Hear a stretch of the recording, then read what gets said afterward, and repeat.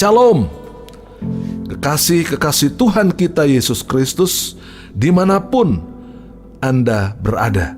Mungkin Anda berada di rumah, di kantor kerja, di kafe, di dalam kendaraan saudara, di rumah sakit, atau dimanapun Anda sedang mendengarkan siaran Radio Maestro ini.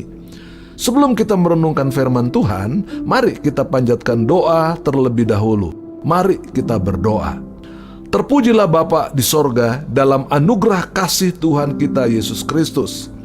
Kami mengucap syukur atas pimpinan dan perlindungan terhadap umat-Mu di kota Bandung. Dalam lindungan kasih, kami berterima kasih atas penyertaan-Mu itu. Berkati renungan firman-Mu pada hari ini, kami belajar dan menempatkan iman kepada kebaikan Tuhan Yesus Kristus. Di dalam nama Bapa, Putra dan Roh Kudus, kami naikkan doa dan syukur kami. Haleluya, amin. Saudara-saudara kekasih di dalam Tuhan Yesus Kristus, tema kita dalam renungan firman Tuhan hari ini adalah iman kepada Tuhan Yesus Kristus. Pembacaan firman Tuhan terambil dari kitab Roma pasal 10 ayat 17. Jadi iman timbul dari pendengaran, dan pendengaran oleh firman Kristus. Iman itu timbul dari pendengaran kita akan firman Kristus, firman Tuhan. Pernyataan ini diungkapkan oleh Paulus kepada jemaat di Roma. Iman Alkitabiah didasarkan atas fakta, yaitu fakta-fakta yang terdapat dalam firman Allah. Iman dimulai dengan sesuatu pengenalan akan firman Allah. Tanpa pengenalan akan firman Allah, tidak mungkin ada iman yang sejati. Iman adalah lompatan ke dalam terang firman Allah. Tanpa terang ini, kita tidak dapat beriman kepada Allah.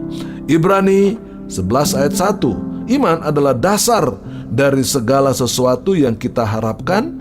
Dalam Alkitab, kata harap didasarkan pada janji-janji ilahi. Kata itu merupakan sebuah kata jaminan terhadap kita akan menerima apa yang sudah Allah janjikan. Satu-satunya ketidakpastian yang ada dalam kata harap dalam Alkitab adalah waktu penggenapannya. Segala sesuatu yang kita harapkan adalah segala sesuatu yang telah Allah janjikan. Jika Allah tidak menjanjikan, segala tindakan percaya di dunia ini tidak akan menghasilkan apa-apa. Iman memerlukan lebih dari sekedar pengetahuan intelektual tentang firman Allah, tetapi juga hatinya harus benar-benar mendengar ucapan Kristus sendiri.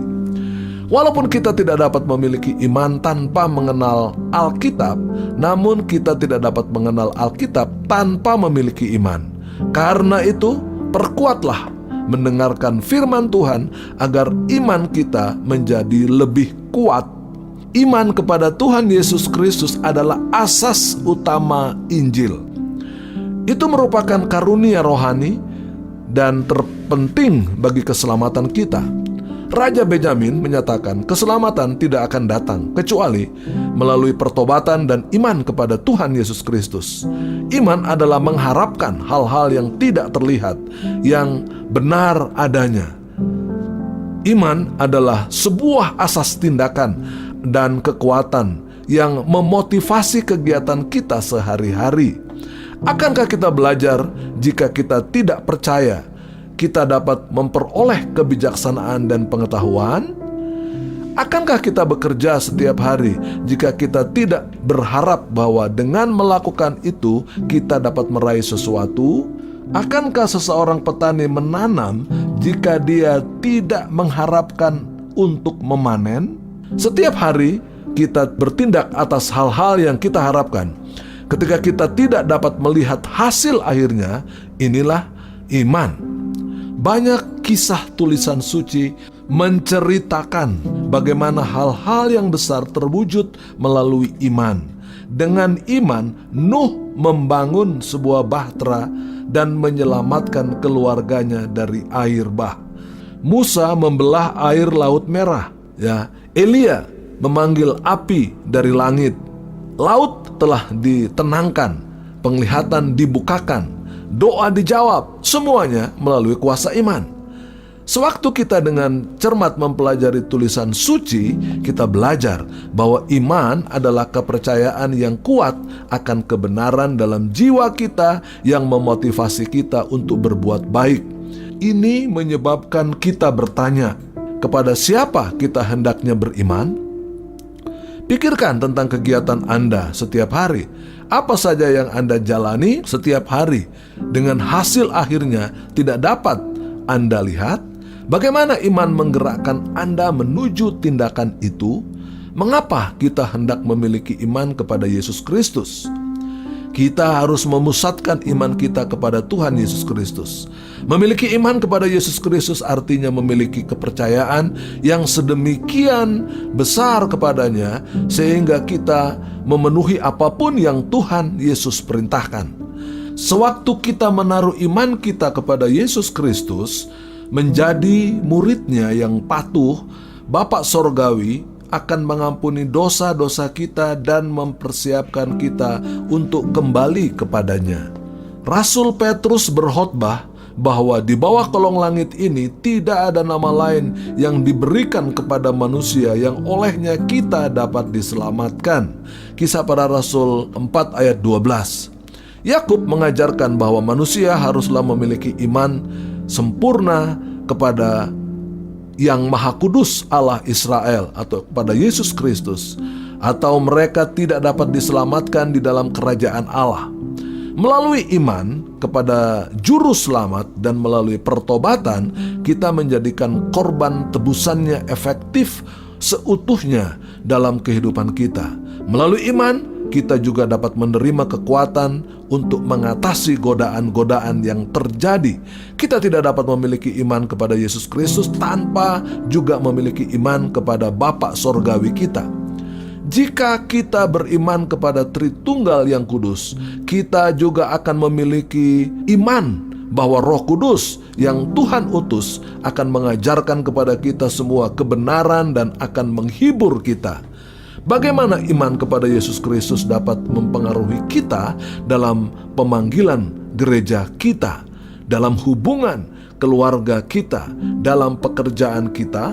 Bagaimana iman kepada Yesus Kristus mempengaruhi pengharapan kita bagi penghidupan kita?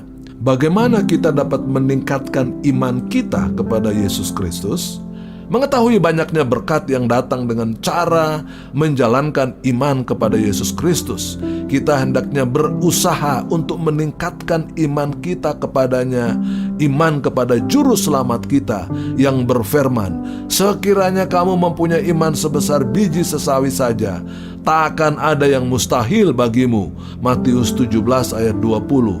Biji sesawi sangatlah kecil, namun iman itu tumbuh menjadi sebuah pohon yang besar. Bagaimana kita dapat meningkatkan iman kita?